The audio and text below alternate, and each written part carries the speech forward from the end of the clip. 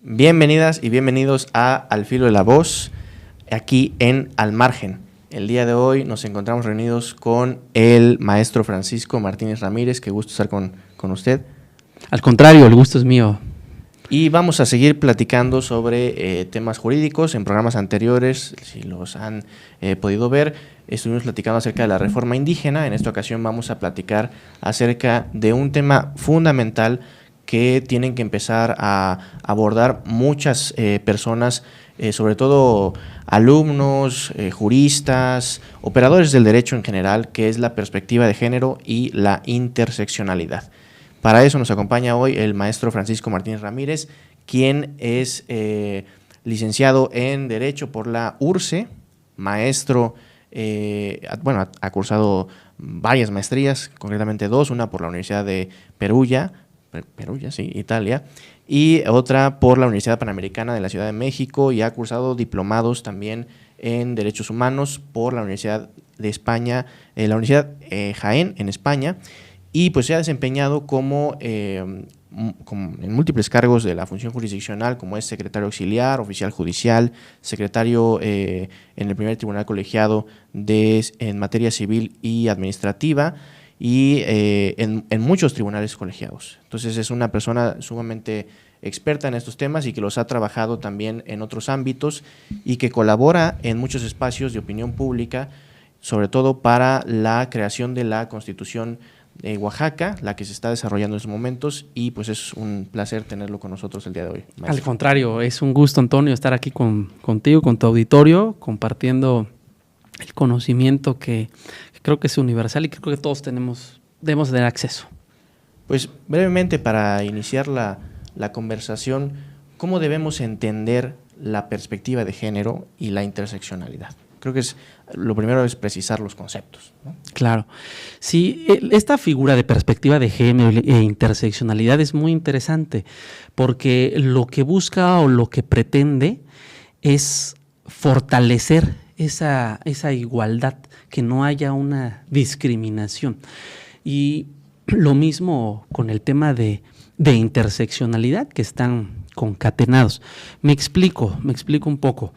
La perspectiva de género puede ser vista como una herramienta metodológica, pero también de herramienta metodológica como una herramienta de interpretación, ¿sí? O sea, con el fin de que en un determinado caso la autoridad jurisdiccional, o también, no necesariamente que sea una autoridad jurisdiccional, porque cuando se habla a veces de perspectiva de género, se piensa que nada más en los jueces, en los magistrados, pero no. La figura de perspectiva de género abarca a otras autoridades administrativas también. Entonces, es una herramienta metodológica de análisis y que permite a la autoridad verificar si en un determinado caso existen asimetrías de poder, ya sea desde el punto de vista económico, político, cultural, social, que realmente repercutan, ¿sí?, en una manera negativa, desde luego, a una de las partes, hablando de un juicio, ¿no? O en un determinado caso, en un trámite administrativo. Entonces, esta parte es importante. Entonces, así va jugando la perspectiva de género. Hay protocolos al respecto. La Suprema Corte ha desarrollado doctrina jurisprudencial, que es donde principalmente se ha ido fortaleciendo. Y la interseccionalidad, que tiene que ver con el análisis de un determinado caso, de un determinado asunto, pero entendiendo que existen vulnerabilidades en el que una persona puede encontrarse. Por ejemplo, una persona que es mujer, ¿sí?, pero que también es a lo mejor menor de edad, que es de un grupo étnico, ¿sí?, que no habla español, ¿no?, que van sumando, ¿no? Puede haber una suma de discriminaciones que se conjuntan. Entonces hablamos de una interseccionalidad, ¿no?, de un análisis que debe ser desde esa perspectiva, decir, oye, Tengo que identificar, ponerme los lentes de la interseccionalidad y vislumbrar si en un determinado caso se juntan estas cualidades en una persona.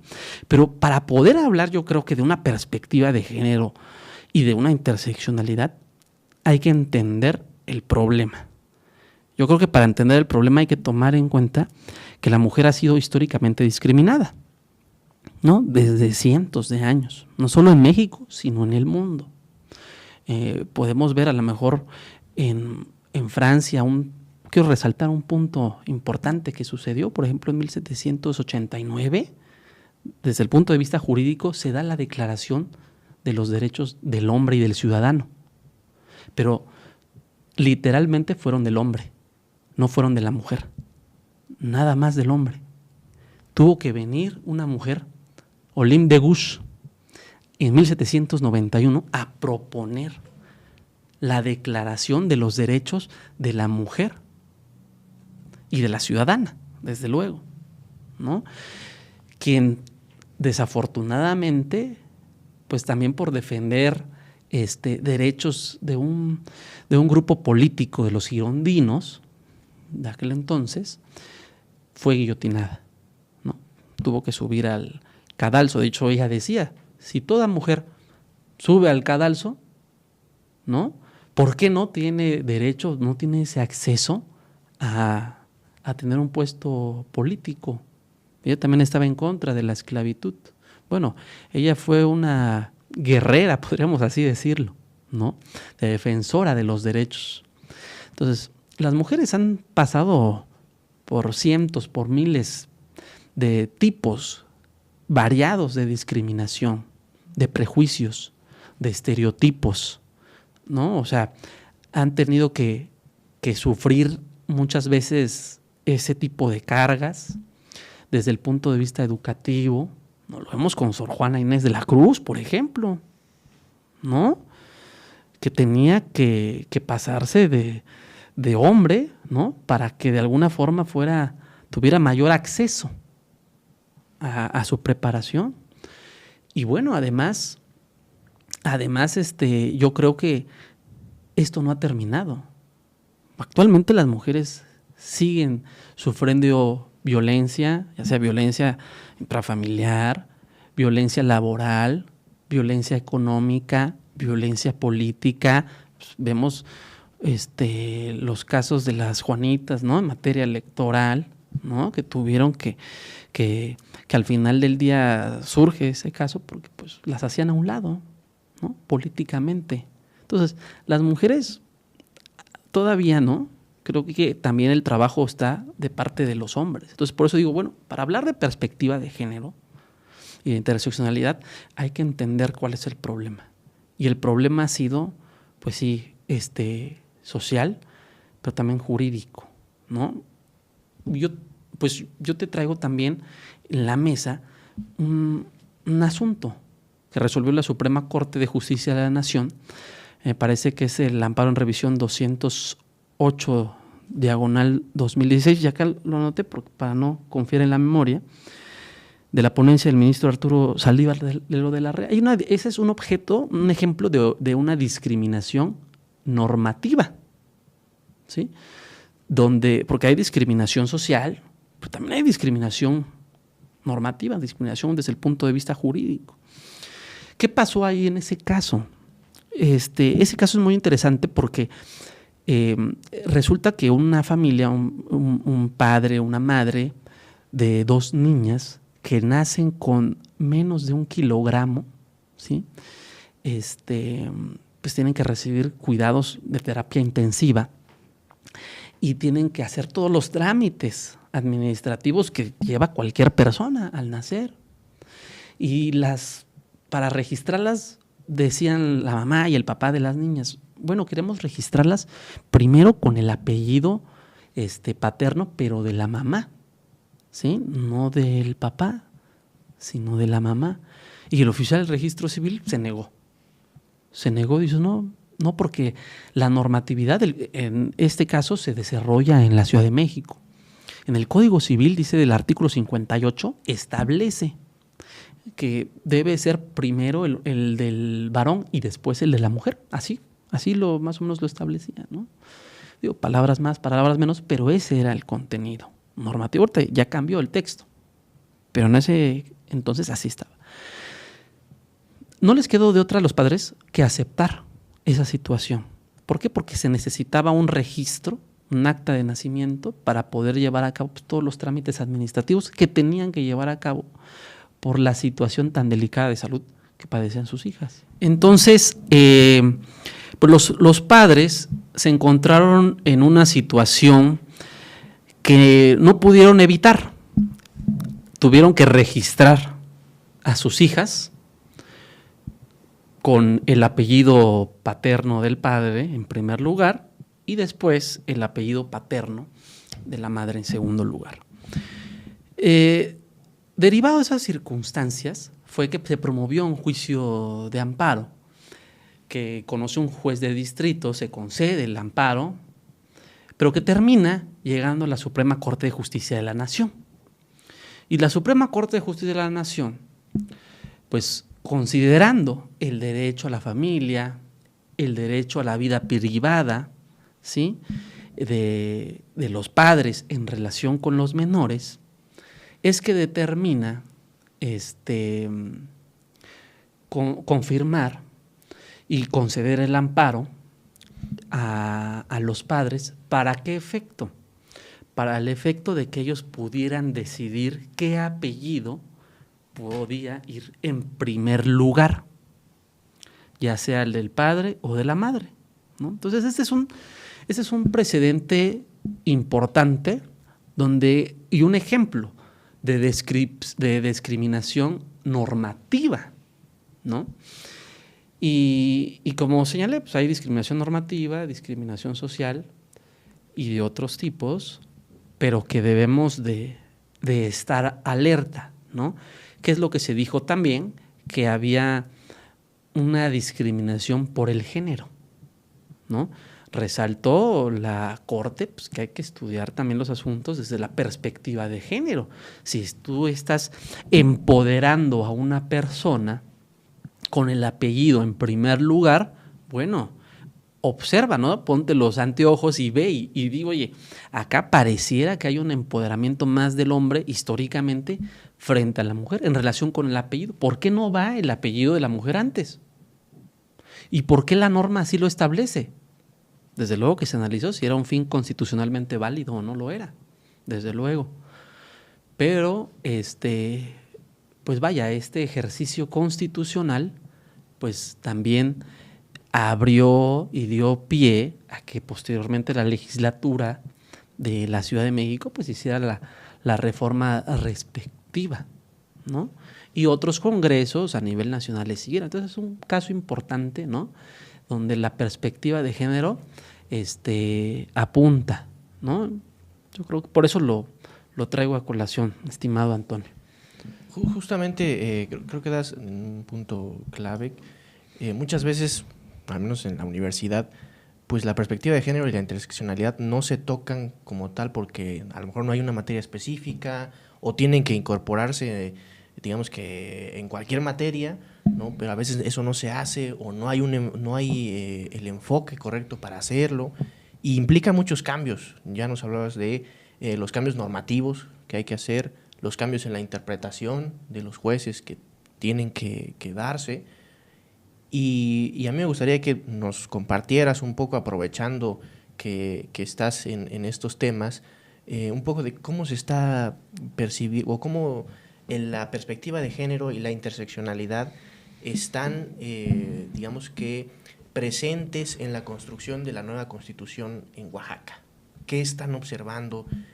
Aquí vamos desde luego, a traer a muchos de los que están participando en este importante proceso, sobre todo al secretario técnico, el doctor Raúl Ávila, quien estará con nosotros en próximos programas, pero nos gustaría saber, sobre todo porque participan en mesas y discuten, ¿cómo es que la perspectiva de género interseccional está apareciendo en estos foros y cómo podría darse el cambio normativo necesario, cómo podría evolucionar nuestra Constitución para abordar ahora sí, de una vez por todas, la perspectiva de género y la interseccionalidad.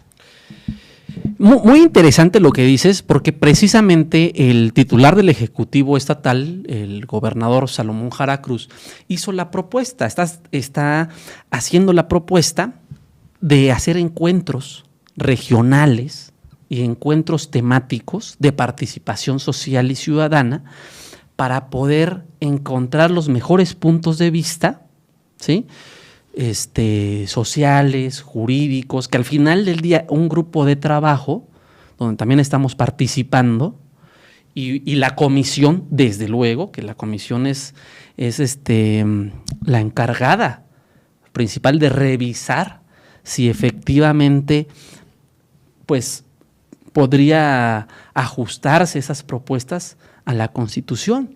La idea es, entiendo, del gobierno del Estado, hacer una renovación, una reordenación también de la Constitución de Oaxaca. Recordemos que la Constitución oaxaqueña es de 1922, pero con motivo de la conmemoración de los 200 años de la primera Constitución de Oaxaca, de 1825, es que se instaló una comisión, ¿no?, encargada de poder verificar esta viabilidad jurídica, ¿no? Hemos participado en varios encuentros regionales y agradezco también al doctor Raúl Ávila Ortiz la invitación para participar en estos encuentros regionales y temáticos que se han llevado a cabo en Juchitán, por ejemplo, Puerto Escondido, Miahuatlán, Teotitlán de Flores Magón, Ixtlán de Juárez, próximamente en Guajuapan de León, aquí en Valles Centrales también, ¿no? Y en universidades como la Universidad Autónoma Benito Juárez de Oaxaca, la Regional del Sureste, la UNIVAS, la Benemérita Universidad de Oaxaca, la BUO, ¿no? La Escuela de Filosofía y Ciencias también, vaya, y entre otras. Pero acá lo importante ¿qué es? Lo importante es mejorar nuestra Constitución. La Constitución de Oaxaca, si bien en el artículo 12, me parece, habla sobre el tema de perspectiva de género, lo cierto es que se necesita fortalecer esta figura. La Suprema Corte de Justicia de la Nación ha señalado, por ejemplo, en el protocolo de perspectiva de género, que esa también es una herramienta de interpretación. Entonces, en lo personal, se hizo la formulación de una propuesta para que sea considerada la perspectiva de género también como principio constitucional, con un principio constitucional en materia de derechos humanos, pero también con un enfoque de interpretación, ¿sí? O sea, para que las autoridades, no solamente las jurisdiccionales, sean las que tomen en cuenta esta figura de perspectiva de género. Ahora, ¿qué pasa? En los encuentros verdaderamente sí ha habido participación también de las mujeres, pero sí han señalado, hemos sido discriminadas a lo largo de los años.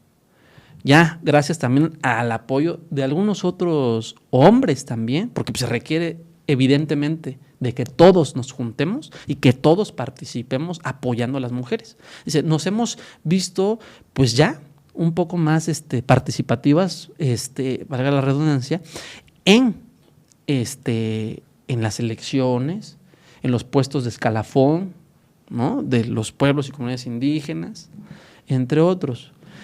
Pero sí se ha señalado, a la gente ha dicho, sí se necesita fortalecer los derechos de la mujer. Han sido históricamente discriminadas. Pero también quisiera yo puntualizar, en efecto, los derechos de la mujer han sido discriminadas. Y esta perspectiva de género pues surgió principalmente por la mujer. Pero también se ha venido a robustecer por los derechos de la comunidad LGBT, TTIQ+, ¿no? Se ha venido a fortalecer. ¿Por qué? Porque ellos también han sido discriminados durante mucho tiempo. Si las mujeres han sido discriminadas durante muchísimos años, también esta comunidad ha sido igualmente discriminada. Y se han recogido estas ideas y se están haciendo formulaciones al respecto. La gente está proporcionando estas ideas, ¿no? Se está recabando la información. En estas mesas participa un moderador, un relator. Hay 6 mesas. Hay unas mesas de principios, derechos, géneros, garantías, gobierno municipal, organismos públicos autónomos, democracia y ciudadanía, ¿no? Vaya, donde la gente va eligiendo dónde quiere participar. O también puede hacer llegar las propuestas de manera electrónica. Vaya, hay formas de participación social. La idea es abrir los espacios. Este domingo será el foro en el encuentro en Guajuapan de León, por ejemplo. Y se invita a todo el auditorio y a que la sociedad participe, porque la sociedad necesita participar. Siempre que hay una transformación, siempre que hay un cambio, ya sea jurídico, social, político, es cuando más se requiere la participación de la ciudadanía. Es cuando más, de todos los involucrados.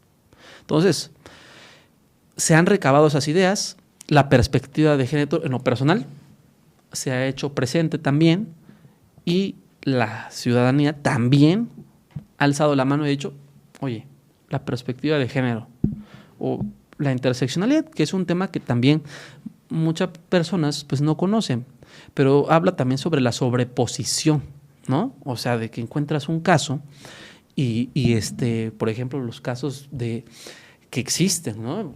Creo que cualquiera que te escuche va a decir esto sí existe, de despido de mujeres embarazadas. Se embaraza a una mujer y desde ese momento el patrón cambia su rol con ella. Dice, bueno, pues la empiezan a veces a relegar, le empiezan a dejar menos obligaciones, pero no con el fin muchas veces de apoyar, sino con el fin de relegarla, de darla por terminada del contrato que tenga de trabajo. Entonces, ahí hablé de la sobreposición. ¿Por qué? Porque, como dije, la mujer ha sido discriminada simplemente por el hecho de ser mujer. Esa es una. También por el hecho de estar en un embarazo, ¿sí? Por darse esa circunstancia, otro factor. Bueno, resulta que además también pertenece a lo mejor a una etnia, ¿no? Bueno, mayor discriminación. Es una persona indígena. Bueno, entonces la interseccionalidad te ayuda a identificar y te obliga a ti, autoridad, a ver, oye, mira, acá tienes un caso donde, pues sí es una mujer, pero también examina que es una mujer de una comunidad indígena, ¿sí? Que a lo mejor no domina el español, ¿sí? Y ya le están terminando la relación de trabajo. Se la terminó la relación de trabajo y en pleno etapa de embarazo. Oye, tú, juzgador, ¿consideras que porque en un juicio llega el patrón y presenta la renuncia? No, mira, me renunció, por decir, ¿no? O sea, dice, no, mira, María me renunció y acá está su renuncia, mira, firmó, ¿no? Pero pues hay que ponerse los ojos de perspectiva de género y de interseccionalidad para advertir y decir, oye, pero pues a lo mejor estos son los casos donde te hacen firmar desde el principio, ¿no? Claro, no estoy diciendo que así siempre pase, pero el contexto histórico social ha obligado a los tribunales, a la doctrina jurisprudencial, a irse por crear estas figuras para que las autoridades prevean y refuercen estos derechos. Pues todavía no llegamos al punto de la igualdad en todos los aspectos. Pero bueno, creo que vamos avanzando.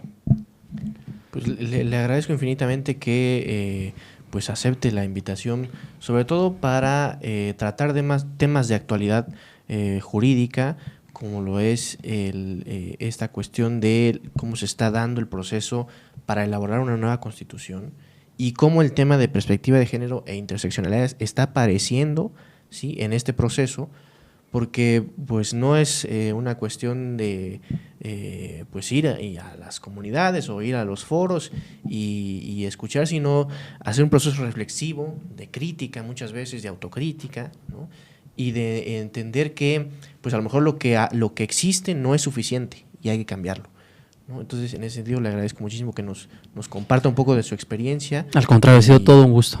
Y pues ya habrá tiempo de platicar de muchos de los cambios que se están dando actualmente en Oaxaca, sobre todo en el ámbito jurídico, ¿no?, la desaparición de la Sala de Justicia Indígena, muchísimos temas, ¿no? Pero le agradezco infinitamente que nos acompañe y pues este es un espacio abierto, sobre todo para que pues se compartan los contenidos que nos ayuden sobre todo a reflexionar, a aprender temas jurídicos y para que también sirva como un ejercicio de apertura, ¿no?, de las personas que están participando en estos procesos.